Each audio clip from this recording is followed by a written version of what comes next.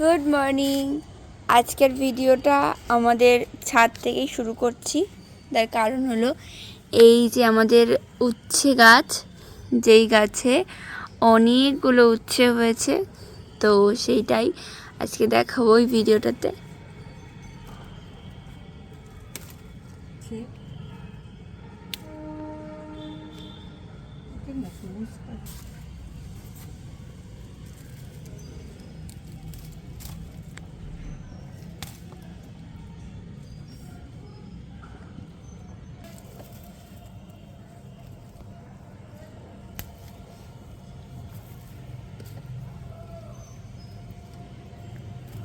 এই যে আমার মা সব উচ্ছেগুলো ছিঁড়ছে। আজকে আমরা এই একটা রয়েছে উচ্ছে ভাজা খাবো।